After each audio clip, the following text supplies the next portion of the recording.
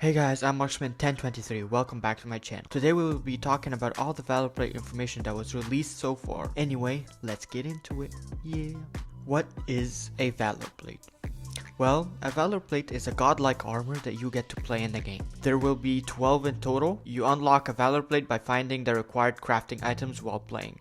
So for example, if you wanted Silvermane, you might need like 10 leather and 10 iron, so you need to find these to get Silvermane first, which is really good. You won't have to keep playing to try to get them from loot randomly and stuff. You get to pick which one you want to unlock and when you want to unlock them. The difference between them is that each one of them has its own passive ability and its own Archon ability, and we will get into them more in depth later in the video. What Valorplates do we officially know about? There are only 4 officially confirmed Valorplates so far out of the 12. First off, we have Silvermane, the lion guy.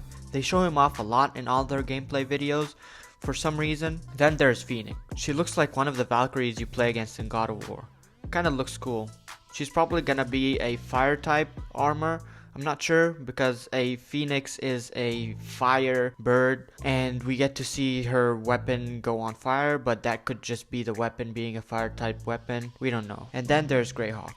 He has an eagle on his shoulder and that's pretty much all we know about him. And then there is HINTERCLAW. We know the most about him, even though he's the most recently announced one. We will talk about the information that was released about him later in the video. Rumored/briefly seen Valorplates.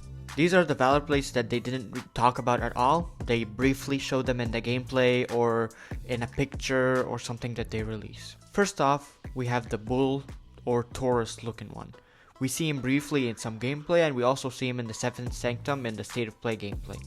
He looks pretty cool and you can see a ring right on his shoulder, which kind of makes sense since she's a bull or a Taurus. And then there's a blurry one in the background right there. It has the same colors as Greyhawk but with a little bit more gold. For some reason it's giving me some healer vibes. Maybe she's going to be a healer. I don't know. I can't really make out what that Valorplate is. Then there's the Viking looking Valorplate. It pretty much looks like a buffed Viking with armor on it. That's it. And then on Reddit, some guy just showed a Valorplate from the 7th Sanctum that we briefly see, and he compared it to a monk and he put it side by side, which kind of really makes sense. It actually does look like a monk.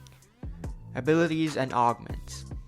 First off, each Valorplate has its own passive ability and its own Archon ability.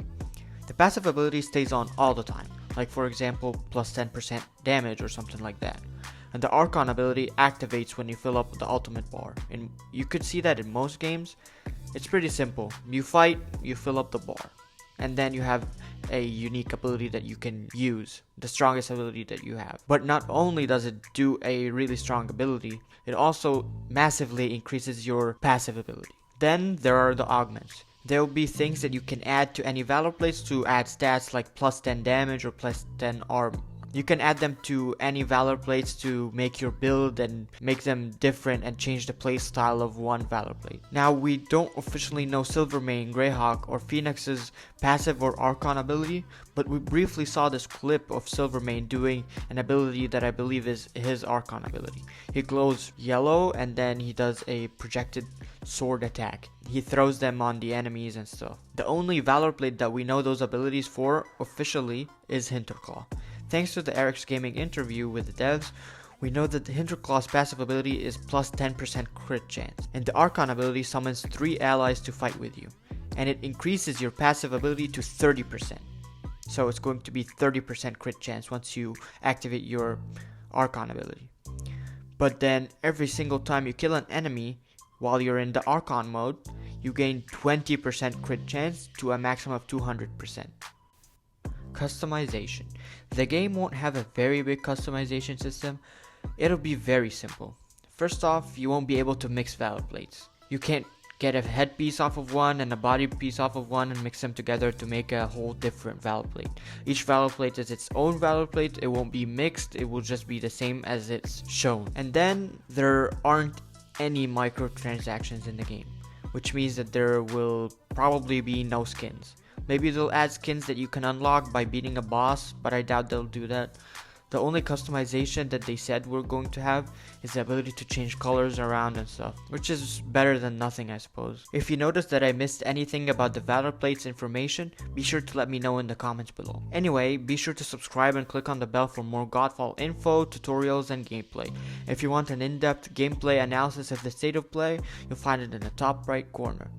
Thank you so much for watching. I appreciate you so much for watching the whole video. Thank you, and I'll see you in the next video.